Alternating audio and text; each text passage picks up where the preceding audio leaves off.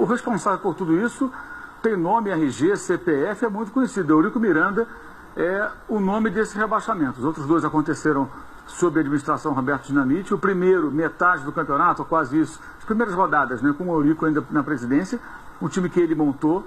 O segundo rebaixamento foi todinho de autoria de Roberto Dinamite, um dos maiores fracassos como dirigente, uma das maiores decepções que uma torcida pode ter, né, ver o seu grande ídolo em campo virar cartola e fazer o que fez, ou seja, enterrar ainda mais o Vasco da Gama. E agora Eurico Miranda tem o prazer, entre aspas, né, de saborear o Vasco rebaixado, após se comportar de uma forma extremamente arrogante, com aquele discurso patético do respeito, voltou, porque ganhou um campeonato carioca cheio de pênaltis e erros de arbitragem, um campeonato sem nenhuma credibilidade, inclusive, cada vez mais desvalorizado, e só foi perceber que precisava montar uma equipe minimamente razoável no decorrer do campeonato. Além disso, vem uma conta, porque o elenco é mais caro do que aquele que se montou no começo do ano, porque foram contratando jogadores no desespero.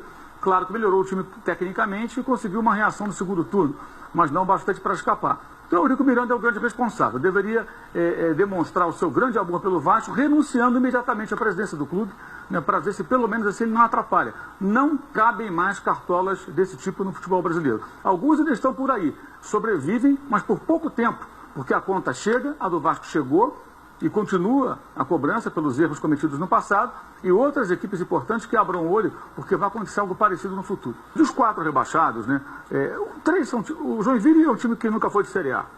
Chegou esse ano, já voltou. O Goiás virou time ioiô. Então é rotina do Goiás, vai para a segunda, volta, vai, volta sempre. E o Avaí também. E o Vasco virou time ioiô. Isso aqui é impressionante, né? O Vasco hoje consegue se equiparar a essas equipes, com todo respeito, são equipes muito menores, sem a mesma representatividade, história, peso, camisa, torcida, e está aí, no bolo. É tão natural o Vasco cair como o Goiás.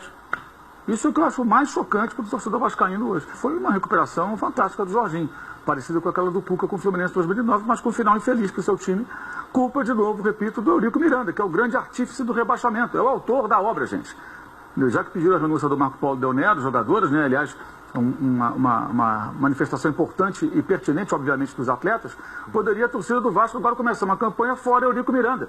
Para ver, acho que não vai adiantar nada, mas pelo menos, né, que as pessoas demonstrem a sua indignação com essa situação. O Vasco precisa rapidamente de uma mudança. O cenário é terrível, cenário político sem uma oposição que tenha força, sem novas ideias, sem pessoas que possam chegar ao clube para tentar uma recuperação. Mesmo que o Vasco tivesse essas pessoas, até que elas assumissem, ganhassem uma eleição, assumissem o poder e reestruturassem o clube, quanto tempo levaria? Então, uma situação terrível, terrível do Vasco.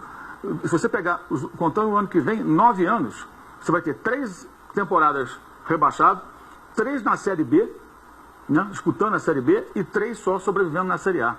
O que é ridículo, né? Mauro, nos pontos corridos, o Vasco se tornou, ao lado do Vitória, os times que mais caíram, 3 vezes. Tem uma tuitada aqui do Flamengo, né, Mauro? O Flamengo escreveu o seguinte, olha: um excelente domingo aos rubro-negros em todo o mundo, menos na Sibéria, afinal lá já é segunda. Nem escreveu, né? Deixou uma artezinha pronta, obviamente, ninguém fez isso, agora toca de caixa. Você já estava preparado, uma arte na neve, né? Para tirar um sarro do Vasco. O torcedor Flamengo, do rubro-negro, tirar sarro do Vasco, é perfeitamente natural, óbvio, é rivalidade. Agora, as pessoas que trabalham no Flamengo, dirigentes e os demais, eu acho que é uma tremenda falta de noção da realidade querer provocar o Vasco pelo tri-rebaixamento. Aí tem um gol do Petkovic, do Campeonato Carioca do Flamengo, né, em 2001, porque a campanha do Flamengo é ridícula. O Flamengo, eu vou pegar aqui, o Flamengo teve mais derrotas que o Vasco. Acho que hoje quase de hoje, acho que 2 derrotas a mais do que o Vasco no campeonato. 19 contra 17. Então, 19 derrotas, perdeu um turno e mais uma rodada.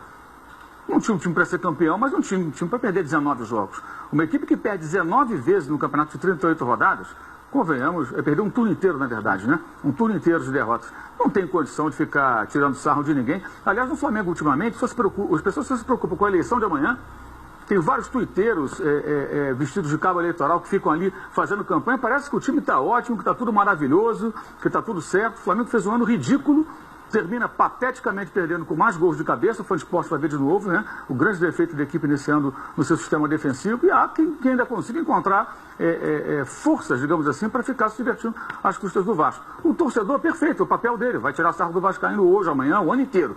Mas o dirigente deveria pensar um pouco mais no futebol, onde fizeram um trabalho muito ruim.